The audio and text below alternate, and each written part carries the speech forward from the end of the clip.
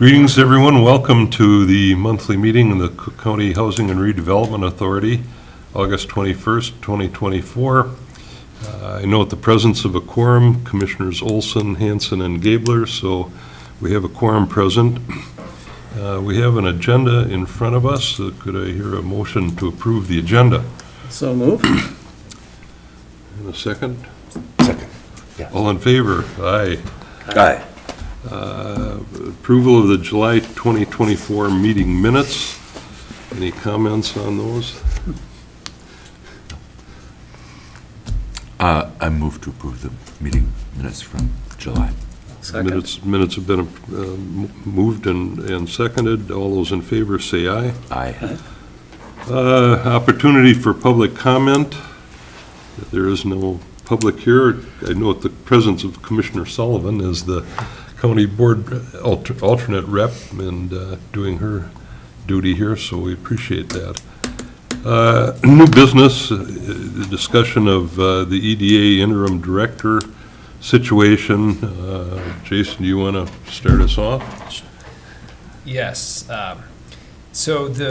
As you all know, Teresa Bida, Director Bida, is leaving, unfortunately. It's, I would say, bittersweet. She's been a great friend and colleague to me personally, and remarkably in a year has gotten a lot accomplished for the EDA. So I just want to commend her publicly. I think that the EDA was, even a short season, was fortunate to have her.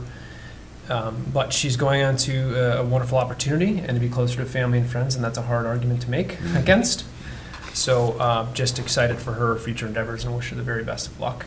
Of course, that leaves us a vacancy in the EDA, and the EDA president had reached out and asked if I would consider helping as interim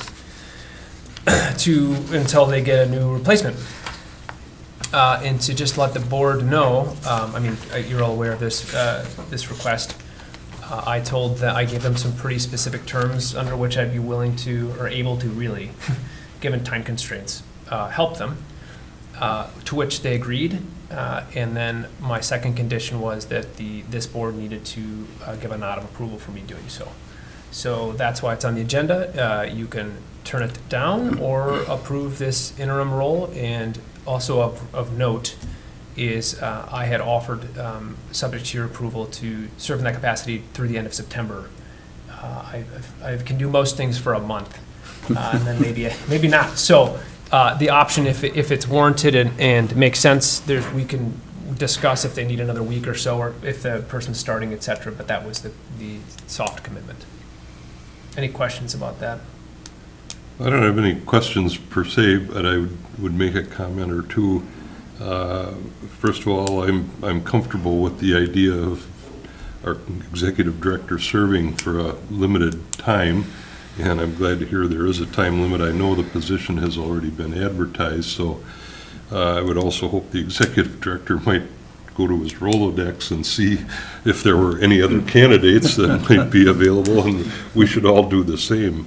And I'd also, yes, commend the Executive Director Bida for her cooperation with the HRA and support of us as we needed money from the IRRR and other sources.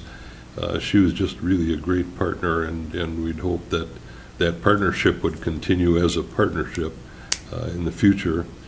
I'm also happy that she's agreed to stay on as a kind of consultant on a fairly regular basis in the meantime to take care of some of the administrative things that will help Jason, I think, manage his own time as well as ours. So, the EDA has its own governing board. It's got plenty of issues that it needs to address, and it needs to keep moving forward. So I think, and I also know that Commissioner Somnus supports this as well.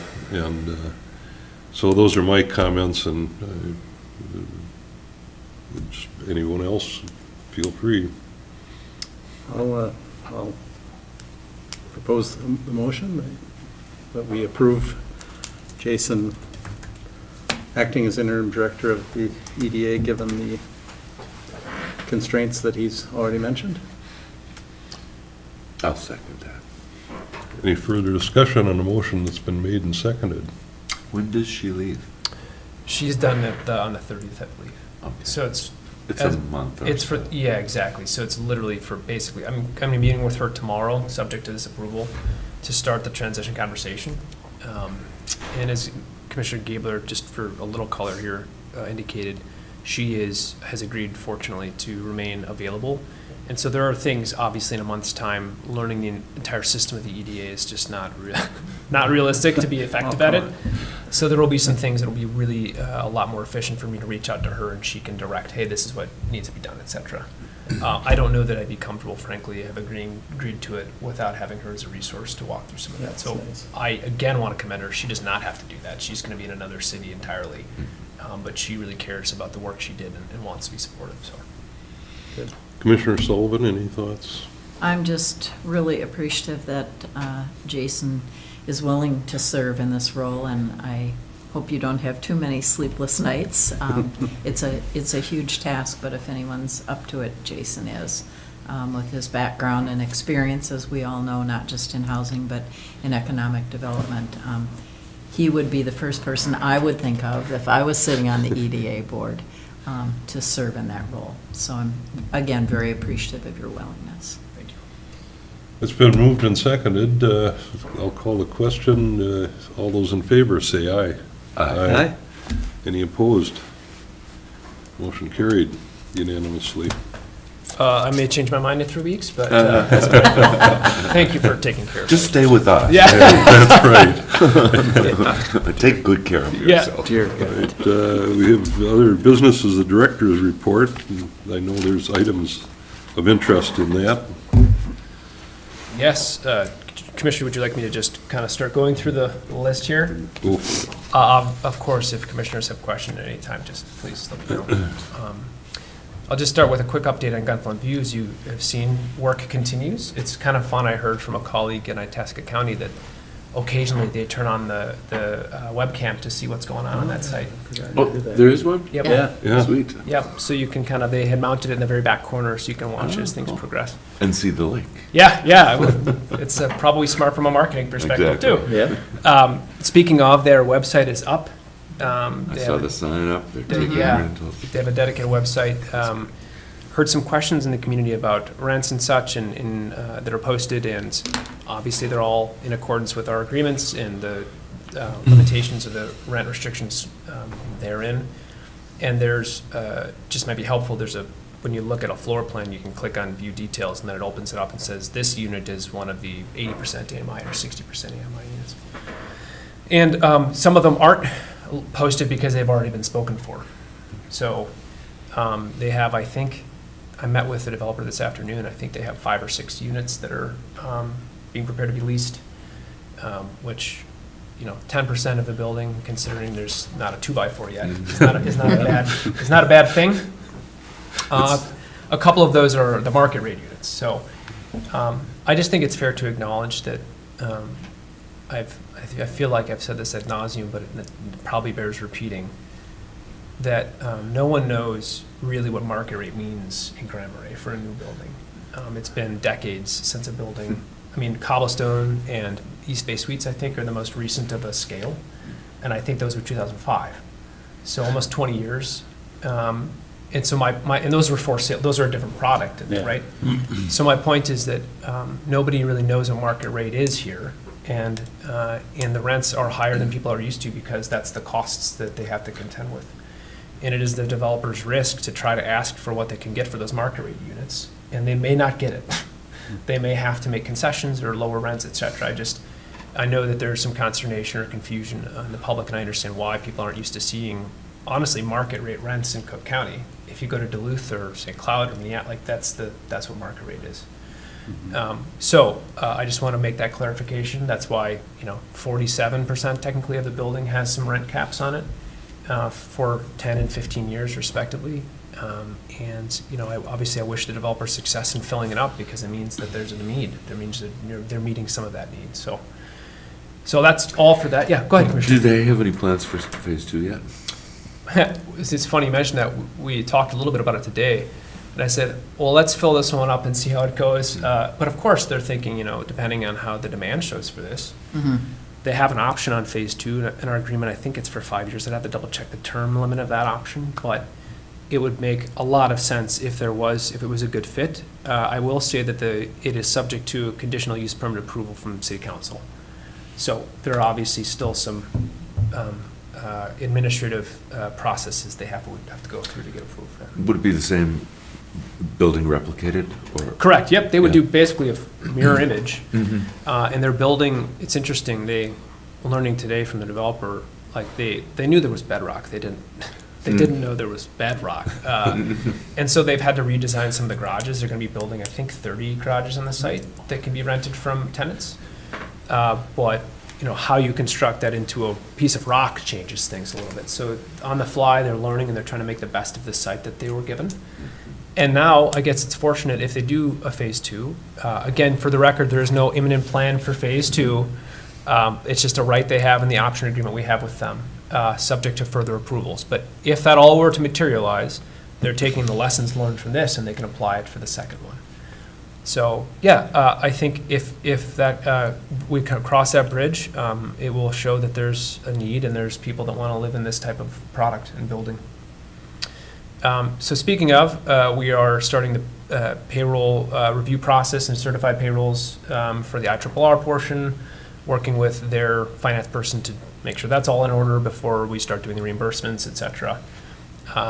And the other thing I had in here was tenant interest, that I've fielded a dozen emails, calls from folks looking for the contact for that. And another thing, sorry, really quick, that I want to mention is really interesting and nuanced. So the guidelines we're following from Minnesota Housing have the limitation on what you can charge for certain AMI, right? They also have the corresponding income limit.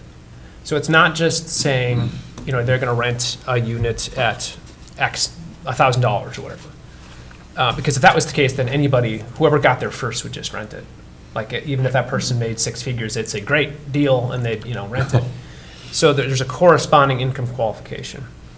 And so the developer is vetting to make sure that they fall within those parameters. And I will say, I've had a couple people reach out to me who I directed to the leasing agent, and they make not enough money and too much money. They said, kind of framed it as falling through the donut hole, where it's not affordable to do for them to do a market rate, but they don't quite meet the income threshold for one of the discounted units. So all of that's to say, like, we're trying our hardest to find ways to do this, and things still slip through the cracks. It's still imperfect. But yeah, I just thought I've been learning that that's a challenge. And of course, I told the building owner, if you see a lot of that happening, we should talk, because we want the spirit of this to be for people who are going to live and work here, and who aren't able to do market rate. So they said that hasn't been a common occurrence, but it's something that I've heard about. So That might also enter into the market rent question. What is the market rent?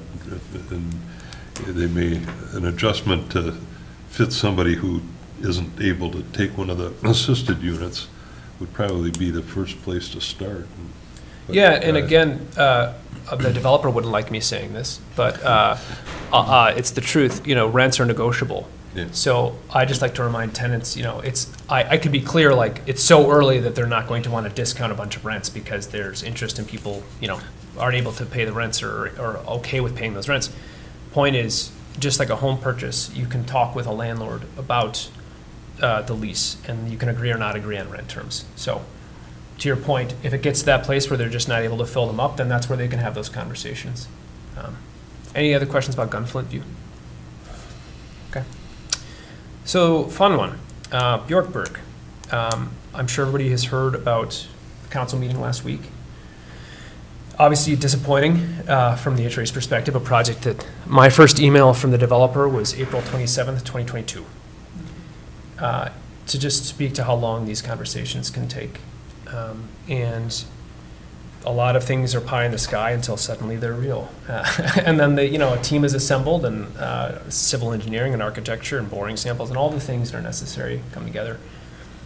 City Council, of course, decided to deny I should rephrase that. They did not approve the request for a PUD.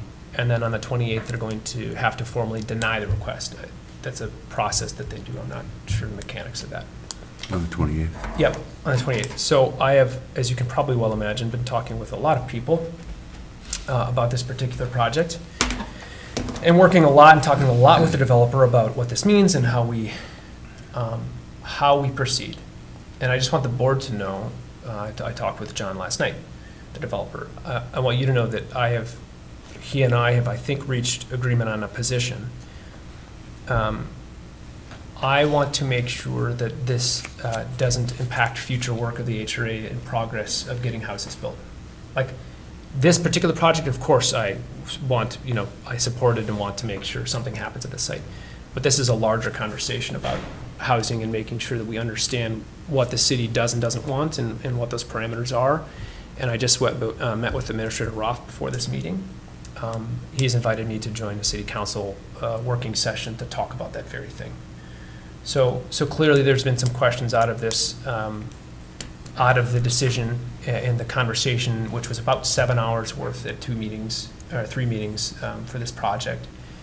And so I just want you to know that this sparks a larger conversation, and I am trying to help be a part of that, facilitate that, and with the outcome of being, we need to understand what the desire is and where those parameters are, and where the council or the city does or doesn't want to see certain things happen. Because it's the HRA's time and effort and reputation and the IRR's partnership and these things where we don't want to waste time. So having said all of that, on Monday before the meeting, they received one bid, and that was who they intend to use for earthwork. That's all, of course, up in the air now, because I met with this team on Monday for a few hours to brainstorm alternative options for the site. I can say, and I just met with Director Jurek this morning as well, VCC in the chamber. Some chambers members were supportive of, communicating with the city about this project. And I think the developer and I have landed, and what I'm trying to propose and encourage is, the city went through their public process and made the decision they made, and that's their prerogative. To be clear, like, that is the purview of the city council. So rather than trying to open that back up and continue to rehash that and have potentially multiple more public meetings and more consternation, the developer and I agree, what we really want to focus on is when they come to the city to request the ability to hook up to utilities and to support their utility plan for their private development, which will not be a replat. Their intention is to follow the existing plat and build what the zoning ordinance allows for in that plat, so they don't need a CUP, but they still need the city's partnership to allow them to run utilities in the right of way. And so that's what they're going to ask for support for. And so I intend to, of course, go to that meeting and support their request for, building their own utilities and connecting and paying to do that like a normal project would. And that's where I have recommended to Director Jurek and others, if you want to show support, this is, I think, probably the best avenue to do that, to let them build what the zoning ordinance says they can build, subject to the utility conversation. So are they going to do single-family instead of condoed, or if you will, row houses? So right now, their attorney is looking at, their attorney is going to be meeting with the city attorney to better understand what by right they can do and what the city council has purview over to deny or not. There are some questions there. The design of, so the city ordinance right now, the zoning ordinance, doesn't allow for the type of townhome structure that they have without replatting the site. So I think at most they could do, twin home or duplex style, splitting a lot line, but that would still require probably a CIC. And then there's questions of whether or not the CIC requires council approval. So as you can imagine, what they're trying to do is make sure that they don't need any special favors or approvals from the city council based on the outcome. And so they're basically exploring, they're going to be experts at the zoning ordinance because they're trying to, this isn't to circumvent the public process, it's to understand what are our rights that we don't need special approvals for, what can we, I don't want to put words in about this is the conversation. The city of Grand Marais wants housing. The community needs housing. There are obviously disagreements or different ideas about what kind and sale price points and townhome, non-townhomes. There's lots of questions or different opinions about that, which is what we need to understand from council, I think, a little better. Having said all of that, infill development is the most responsible, environmentally conscious, and economical development you can do. So this is about a 2.5 acre parcel. And right now there's a single family home and a seasonal cabin that's getting removed. So they want to say, we still, of course, are going to do the legal public process. We just want to be able to build what your ordinance says we can build, but they still need the city to sign off on utilities. And the council does have purview over whether or not they approve of the way they want to do the utility connections. So I'm trying to encourage people to show up, if they support this project, to show up and encourage the council to approve utilities. Was it the the PUD tool that I don't believe has really ever been done in Grand Marais, or they haven't done it for decades? Long time. So they just, is there a lack of understanding of that? You know, that might be part of it. It's difficult because we want the city to be a valued partner. They are a valued partner, and we want to maintain that relation. We have to. We're working, we are also trying to serve the city of Grand Marais with housing needs. They officially consented to have the HRA help them with housing within city jurisdiction. I think, to your point, that's still a new tool for them. North Skogan on the east side of town, that was just approved. It wasn't a PUD, it was a replat, but it was for more affordable homes. There was one neighbor, really, it was mostly impacted, and so it was a little bit different situation. However, that was approved, and I think that this really pointed to a larger conversation the city's going to have about infrastructure. What's the city's role in that? Do they want to be forward-thinking and provide or improve infrastructure to assist housing, or do they not actually want dense housing? And if they don't want dense housing, then there's a conversation about the zoning ordinance. And because I told this to the administrator, when you create an ordinance and you make those changes specifically, and I think it was 2-3 years ago now, that a lot was changed to encourage this kind of development. And that development comes forward and just tries to be really thoughtful and agreed to help with some of the 3rd Street and agreed to remove all the ADUs from the concept to try to ameliorate some of the concerns. There was no alternative option presented. In other words, I guess what I kind of expected was, we appreciate these changes, we're still concerned about XYZ. If you can address XYZ, we're open to providing this permit. But that wasn't something that was discussed. So I think that to me tells me that there's maybe some disagreement or misunderstanding about the role of council, even in those kind of like what they should be focusing on, what a PUD is really asking for, which isn't for what homes should be sold for. If the city was participating financially in supporting the project, that's a different conversation, I think. This was a platting conversation and a planned unit, how the development works and interacts. So to be clear, the infrastructure piece, 3rd Street, that's all absolutely appropriate to talk stormwater, how that's going to interface, for sure. But I think there's just maybe some more conversation education that could happen there. Jason, given the possible options here for them that might proceed, how would that affect the grant money that we've achieved for them and the purpose of it? Commissioner, that's another thing that I have several questions out to IRRR. I'm a pesky guy. A lot of questions for IRRR. I haven't heard back for sure. I told them the situation. Part of the challenge is we don't know what the new concept is. And again, part of that challenge is we're waiting officially for the council to deny it on the 28th. But obviously, the development team's not waiting for that. They're still trying to figure out what their recourse is. So until the 28th, then it's officially, we'll say, dead. The project's dead as it was conceived.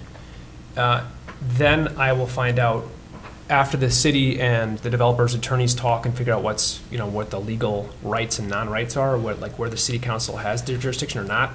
Because some things are dictated by statute, like you can't deny someone connecting to public utilities, for example, if they have the appropriate frontage, et cetera. Like there are things built in. That's what they're trying to iron out. Once that gets ironed out, then they can create a more meaningfully accurate second concept. then we'll know. Because the IRRR funded a project of up to 19 units with a certain infrastructure cost in bid, and that's all changing. So I think that my colleagues at IRRR want to be flexible, but there is a point at which it's like, this is not the project that the board approved. So I think the likelihood is that we'll probably have to terminate that. I'm not wanting that, but I think that's where it probably would go. And which means, by the way, that our agreement with them will also be terminated. And the HRA may not be involved, I will continue to be supportive because we need the housing. But it just may mean that we're not supporting it financially, and then they build whatever they can legally build, if the city lets them. Well, onward. Yeah, thank you for that report. Yeah, it's a lot, I know, but it's been a complicated ordeal. And very interesting to watch. Certainly learning. I mean, painfully. Well, I do think it's, your concern about the, not only the relationship with developers going forward, but the relationship with funders and just the general openness. I mean, it's one thing to say you want housing, but at some point you gotta actually build some housing.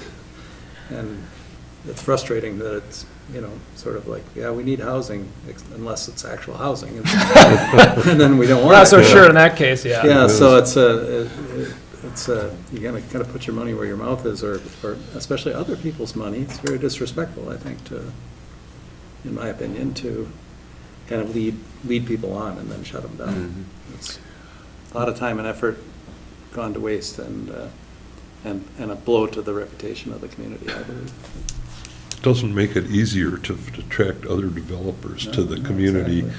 Or additional funders. funding from Yeah. the IRRR or those kind of things, especially this far down the road. If this conversation had been had a year and a half ago, it would have been a whole different story. easier, But yeah. no, it's unfortunate, but as I say, onward. Okay. Two quick things that are worth mentioning. I've already heard from a couple of developers about this. So it's a small world. And I've told them, let's just wait and see how it resolves. Hopefully we can still build a meaningful project. And my encouragement to the developers, if the city allows you to do the utility connections you need and so on, then you can say, we're still obviously invested in being here and doing something here, but it's not as good as maybe it otherwise would have been. And these are the things that you're missing out on. That's the conversation that I'm encouraging. Let's try to see it. Let's get the best thing you can get done if they allow it. If they don't, there's a whole other conversation. The second quick thing is this, I think we'll have a better understanding of council's position. The Heights is going to be going to, I'm just jumping ahead, but the Heights is going to be going to the city council and the county board probably in September to formally make the ask for tax abatement. It was preliminarily approved so we could write the application for IRRR, but they have to actually enter into the agreement and agree to the term and the amount and the term of the abatement. So that will be another sort of litmus test for the desire for housing within city limits. So we will see. Any other questions about that? On to Hamilton Habitat. Okay. That's something that's. Norris Gogan is next on. Norris, go. Yes, there's Norris Gogan. Yeah, the only thing I want to mention about that is that I've been working with them closely as well on preparing for an IRRR application in September. They're opening another round of that grant, and it's obviously a home run project if we can help it. It's hopefully 10 more. I mean, again, I hate using the word affordable, so it's difficult to. It's so applicable, but I have never worked with a project who someone's putting their own equity in with zero profit expectation. Even nonprofits take money. Yeah. One Roof has to get a developer fee because they have staff and they have to pay. yeah. They have to. They're looking to literally break even and help build and sell up to 9-10 homes. So I've been working with those two folks on the project and helping them understand what's going to be required if they want to pursue a grant, and I'm 98% sure they want to pursue a grant. And I will keep assisting them.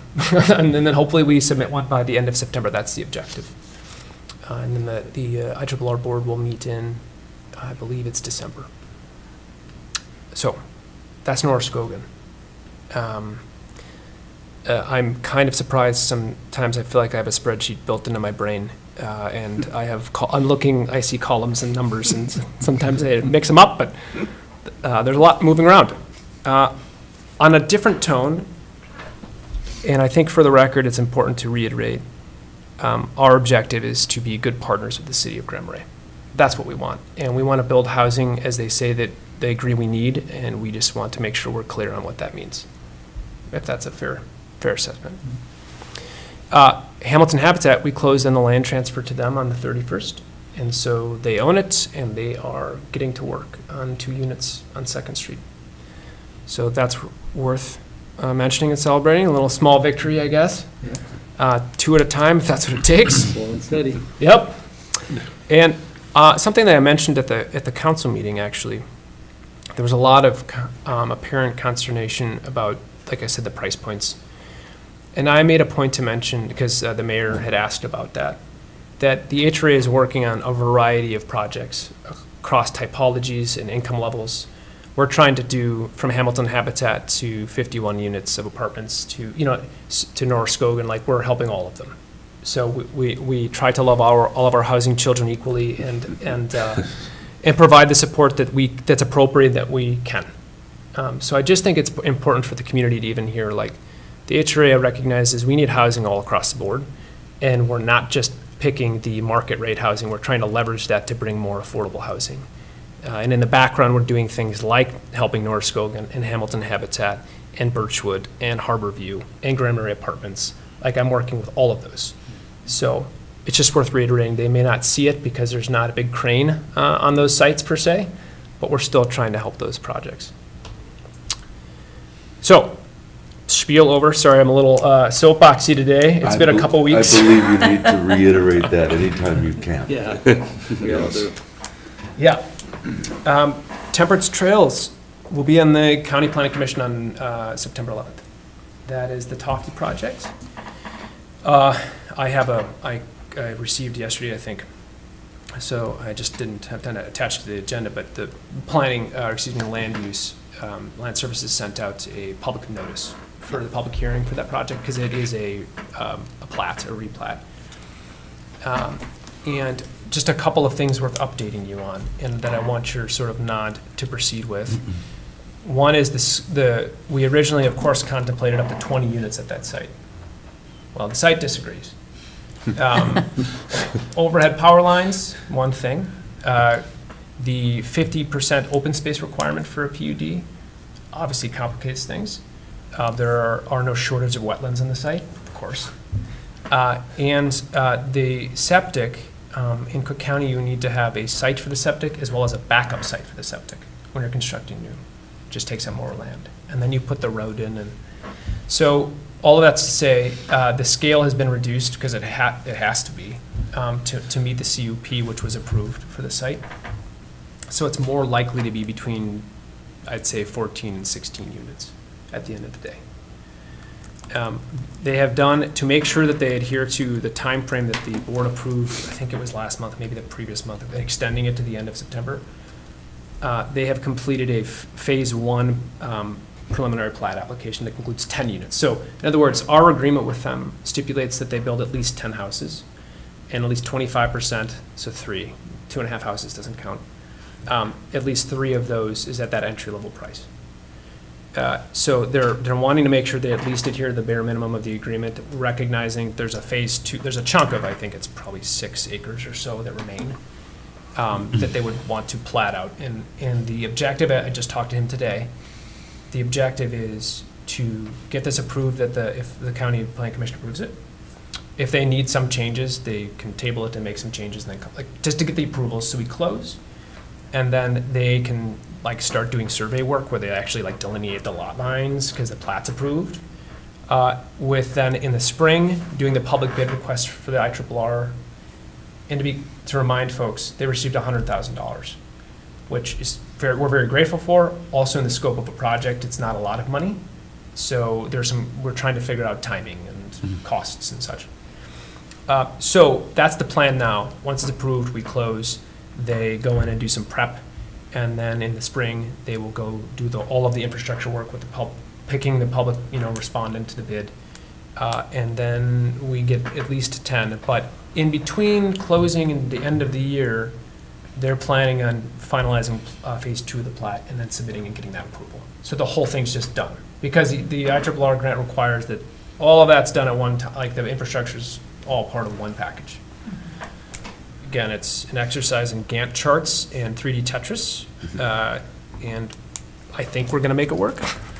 Any questions on that? Well, just on that one, our partner is the town of Tofty, who Correct. provided the land at very reasonable cost. Are they still tracking this and okay with it? Yes, the county sends a letter out to the township as well. And from my communications with the township, well, the most recent of which has been about the billboard. But my understanding in the sentiment is, they just wants to see housing happen there. Good. Oh, sorry, one other thing that, when we did the easement for the campground area, that ate up about 3/4 of an acre, give or take, because of how far it went to the site. So all of these things made the project size shrink. Just a historical point that the routing of that power line back in the early 80s was controversial and was Really? opposed by the sitting commissioner at the time in the West End because it might chill, private development. So I just would like to. Who was that pressured person that, Someone familiar to me was very unhappy with that routing for that very reason. It would come up in the future. There it is. And the Deja vu all over the again. county commission chose to Jeez. make the more expeditious route for the utility instead of routing it for the future good of the people of the West End. So I just want that on the record. fair enough. Were they able to maybe put septic under the power lines to save some? Unfortunately not. Yeah. 2 reasons. One, there's an easement for that utility right away. Oh, yeah. And a second is the site grades to the south, so they had to use gravity. We looked at a lot of different. Or for open space, I would assume. Correct, that's open Okay. space. All right. Power lines are open space Okay, by default, yeah. because there's no building on them. Actually, a snowmobile trail too. Yes, By they're default. right. Also that. It happens to be cleared well, so people find reasons to use it. I think it's another example of how, every time I get a chance to remind people this, I do. Sorry, again, today is soapbox day. Just that every project evolves over time. What is the McCarthy, I think, quote, or plan never survives contact with the enemy. So, we think it's going to be this, and then you get on the boots on the ground, so to speak, and then you say, oh, okay, well, it can't be that. And from where I sit, we have to be flexible and still hold things to account, but do our best to support what is practical and reasonable, and to celebrate the housing we're able to get. And it doesn't mean rubber stamping or saying yes to because we haven't said yes to every question or request we've had. But I just like to remind people that this is par for the course. This is how this happens. Every project we've had has evolved by necessity, so. Welcome to my world. Yeah, I bet designing. Oh, God. Yeah. Okay, so 1800 West, this is a really quick one. West Highway 61. This is Deval Company's application to Minnesota Housing. Just wanted to give you a quick update. He came to town and we went on the site and I gave him a little tour, windshield time of Grand Marais, and explained some project we're working on. And the Minnesota Housing let us know a couple weeks ago, I think while I was out of town maybe, that the board is pushed back a month. We were supposed to find out this week about the award, and it's going to be a month from now. So if that gets approved, that's another city, a very appreciated city partnership. They're providing the land, or at least committed to provide the land for $1 for this project. So the city has been a good partner. I just need to reiterate that they have worked with us on getting things done. So it's worth saying that. But we'll find out in September 23rd, I think, and then if we are successful, it's a $1.3 million request for 16 more units. But reiterating this project as well, when the developer started to get some cost ideas back, he's like, "Ooh, it's not cheap up there." I'm like, no, it isn't. So looking at ways to leverage construction technology or talk with even the folks at the Heights across the way who are doing modular, like, okay, is there a modular option for this? So, still very interested and committed to the project, but we'll find out if it's a go or no-go in September. Any questions about that? No, again, just a comment, just a point of information, there's I think a front page article in the Minnesota Star Tribune today. Yes. Oh. About housing project in Tower. Mhm. That's leveraging, and I couldn't read it because I'm not a subscriber, but that is leveraging some kind of new technology from Scandinavia. So just FYI and something, I don't know if you saw it. But Yes, yeah, familiar with the project. Okay. They worked with some folks out of Norway to bring, like, package them from Norway yeah, yeah. and ship them here in modest modular design. They had a special, the gentleman who's doing it, like, went to Norway, met these people, and like, hey, this is great. It's kind of a wild. It's almost like the Norse Skogan, where you're like, how did that happen? And the gentleman's like, it's kind of a fortuitous, random thing. I was excited to see that's going to go through. I'm curious to see how it ends up, honestly. Watch. Yeah, for sure. So other than that, just a couple quick more things. Statewide efforts, I just want to mention, I continue to be a part of the coalition working on statewide zoning language. They're planning on bringing it to the legislature again this year. I don't know who's jacketing it. It probably is Howard and Senator Port. I'm not sure entirely, but the same sort of cast that was doing this last year, and it was before the legislature last year and got denied or didn't pass. There were lots of concerns from League of Minnesota Cities and from municipalities because anytime the state says we're making this change and sorry, not sorry, and it is a decision usually left to the local municipality, they don't like it. I understand. So I'm trying to bring a greater Minnesota perspective and a developer perspective, which I just think is important to help understand potential unintended consequences. So I'm continuing to be a part of it. We meet every week to this coalition. It's about 8 to 10 people. Minnesota Housing Partnership is spearheading that. That's their project. So I've had the opportunity to present to a couple different outfits on zoning, zoning and housing for Rethos again, webinar, and then also for Cook County on our efforts in Cook County to RAMS, which is a range area municipalities and schools, I think is what it stands for. They talk a lot about housing, so they asked me to present on that. So, and I got asked again, and I declined the most recent one. I don't have time. So A second job now. Yeah, we'll have a second and a half job now. So just to let you know, we're still trying to be a part of the larger conversation, I guess, is the point of all of that, because what gets decided elsewhere can matter. And then lastly, just WTIPF, of course, continue to have interviews with them. Which are really excellent, by the way. Oh, thank you. And both on your end and their end. Yeah, they've been very fair, and they ask fair Yes, questions. good questions, yeah, it does her homework, it's good. Yeah, absolutely, and I tell her every time, ask me whatever you want. Yeah. Like, I have nothing, there's nothing that I Nothing to won't. hide, Yeah, right. No, So it's good to get go the ahead. information out, really good. Financials, do you have them? Any questions on those? Well, I'd just summarize it with a finance committee report. And just a couple of comments. I noted that we received more money from Cascade Vacation Rental. So at this stage, they've contributed $13,471 to our efforts through voluntary contributions from their renters, and I just think that's a marvelous community effort that should be recognized, and we do recognize it. I'd also, however, noted that our insurance quote and payment came in almost $200 over our budget, 1,800 versus 1,600. But having said that, I'm not at all concerned that we'll be over our budget and the mill levy that the county has given us for the whole operation. But I just noted it because I've been watching our own car insurance payments go up, and then we paid our house insurance, and that was up significantly. And so it's just a trend, and this is affordable to us, but it's just, we'll take care of it in the next budget cycle. But Other than that, we're really doing well compared to budget, so thanks for Jason and watching it, the expenses too. That's it.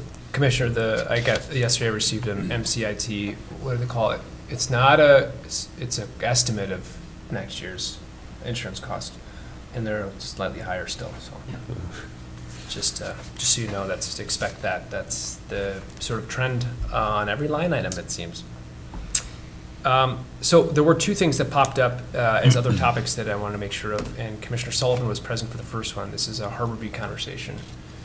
I met with the county board committee of the whole on Tuesday. I can if you have questions going through the whole process, but it's a long-winded thing. Suffice it to say, the $250,000 that we received, that was approved by the state in the legislative session. Senator Hochschild had put that in a package along with $2 million for the county's transfer station effort. So it's 2.25 million. 0.25 is for Harborview. We had some 11th hour, very tight timelines. And you might recall that the new building owner, obviously we have an agreement with them that that we were happy with to salvage some of those units for affordability for Section 8.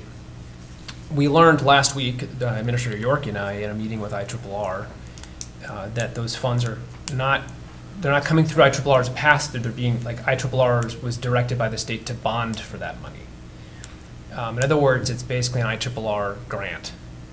Which means it's subject to IRRR grant requirements, which means we have to do public bidding and pay prevailing wage and certified payroll for anything that project that those dollars are touching. That is not at all what the thought was when we worked with the owner on that. The owner has construction crews, has their own staff and timing, and they were not planning on, if they have to publicly bid it, then that, in other words, they allotted, okay, what can they get done for the amount of money that the HRA had agreed to provide? We can get X done. That's a reasonable trade-off for keeping 21 of these units affordable for 12 years. This changes the calculus entirely. So I'm working closely with them. And again, no one could have predicted, I had no idea it was going through the IRRR. I believe Minister Yorkie was also surprised at the path this took. And the IRRR didn't know either, so they're just following their own rules. Like, so, you know, nothing against them at all. They're saying, hey, we were told this is what we have to do. So we're just trying to figure out, and so I met with the county board to tell them the situation. They were very understanding and asked good questions. And my request to them after talking with the building owner was, can the county board consider an interfund loan? So in our budget, a preliminary budget request, we had asked for $150,000 for this project. My request is to increase that to $300,000 because the building owner has agreed tentatively, I have to go back to them, has agreed to say, we're going to see how far the $250,000 gets us. And there's still a whole other, I have emails out to IRRR with questions, how are we supposed to do this? Because they already had there's a scope of work, and you say, here's the scope of work we're bidding for. They don't have a scope of work because they own the building. They were going to do it over a 5-year time frame as tenants leave units, and it just, you can see it gets complicated very quickly. So we have questions like, can we do a public bid for all of the windows instead? Do materials, for example. That would make it a lot easier, and then whoever material producers can bid on that. I don't know the answer to that yet. I'm still waiting. In the meantime, we want to make sure we use these public funds because they were directed by the legislature, and we're very appreciative of that. We want to have an overage amount so that the owner can come back and say, so this is what it cost. This is what additional we had to pay for the prevailing wage piece, and then we have like basically a bucket to backfill the overage, if that makes sense. There's some mechanics we still have to work out, of course. At the end of the day, and the commissioners, to their credit, county commissioners asked, I don't know if it was Johnson or whom, but said, so basically, like, we have to figure out how to do this or we could lose 21 units of senior housing. I mean, essentially, that's. So I'm working with Administrator Yorkie on how the mechanics of that could work, and I will say so we are expecting One Rift Community Housing, they'll close with their Minnesota Housing Grant or tax credit in January, February. We have $250,000 of deferred loan to them. They will pay that back when that happens. So that's been a sort of future receivable. I never like counting chickens before they hatch, but that's a pretty solid bet because they got the award and they own the property now, so they're going to want to carry through with it. When we get that, we can use some of those funds to backfill an increased levy amount if that's what the county board decides. And we have another line item for development costs in the budget. So all of that's to say, this is the update on harbor view. You think projects are done and you have it figured out, and then you don't. But I really appreciate the county board's willingness to hear it out and work with us on it. Any questions about that whole fun topic? I assume that the transfer station doesn't quite have the same issues of prevailing wages and competitive bidding, or do they? I don't really know. I think they do have, the issues are different. There's still some of that. And then I Yeah. would also say that the bigger surprise is based on a reimbursement basis. So they got $2 million, but that means they have to find the capital somewhere else to pay it up front and then request a reimbursement, which is not how these projects typically, you have to get the. So, They careful need what a you wish for, I guess, I'm not sure. Well, thank you for the update. You're welcome. I may come back with gray hair in October. The last thing is just the heights.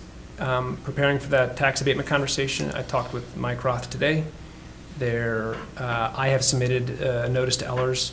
Heads up, we're going to be coming, I'm going to be sending them a pro forma, an updated pro forma from the Heights team, Gary, and to look at and verify how much tax abatement is justifiable and the project needs. And then, I told Administrator Roth this today, tax abatement is at the discretion of the county board and the city council. So the HRA has no purview over that.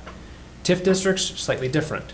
We can establish or request a district, and then the HRA or the EDA can manage the district. Tax abatement, that's not our wheelhouse. So our role is to help, we're hiring Ellers to vet it so that they can make a formal recommendation on, like the HRA is contract, we have them under contract. This is what they say is supportable based on the performance. And then we can bring that to the meetings at the request and say, this is what our consultant Ellers, who both city and county work with, this is what they think is reasonable. Barring that, a lot more time spreadsheets with Gary Latz, and they're looking at all of this is subject to the city and county's approval of tax abatement. If that doesn't get approved, the project's not happening. Because also our IRRR grant is subject to tax abatement approval, because that was a local match that we were using, right? So, assuming that gets approved and passed, they are looking to still break ground in September to get some infrastructure done, because the units, the modular like boxes, that's kind of cool how they do it, but those are being built in Q1 of next year, so that they can be delivered and set on the site in May, basically, and then conceivably a mid-June opening or something like that. Yeah, that's everything. That's enough. Lucky it was a light agenda. Yeah, right. Any other commissioner Right. comments or reports at this stage? Thank you for all of Commissioner your hard Sullivan? work. Yeah. One comment I'd just make is, I just want to emphasize that the county board continues to be very supportive of housing. We have multiple times reviewed the EDA study that was done a few years ago. We know we need housing of all types and all kinds in Cook County, and we're very committed to supporting that. And not only here in the role that we play within our community, but at the legislature. We are going to work very hard with the Association of Minnesota Counties to bring forward any kind of benefit to our community in the area of housing. It's just our top priority. Thank you. We've always owned And county board. housing everywhere. I mean, you talk about the Minnesota Tribune, Yeah. Sunday, information about housing, more housing needed in more places. And it's just something that is happening nationwide, but I feel very encouraged by the conversations I'm hearing by other commissioners, by legislators, and I think we will be in a good position to have a very lively discussion next session. Well, thank you for your support, and the county board's support. It's, gives us hope to keep pushing forward here, because our job is to stir things up a bit. And that, you can't do that Success. without support behind you. And that's really, but that's what we're here for, so we appreciate it. Any other comments? Do I hear a motion to adjourn? Or do I have to make it? I'll move to adjourn. I'll second that. Moved and seconded, all in favor of the motion, say aye. Aye. Aye. Thanks, Jason. Thank you, everybody. Good job. Appreciate it. And thanks for the light agenda. So I've got It's my- 2 clients. And who've got their two houses minutes to ready. four.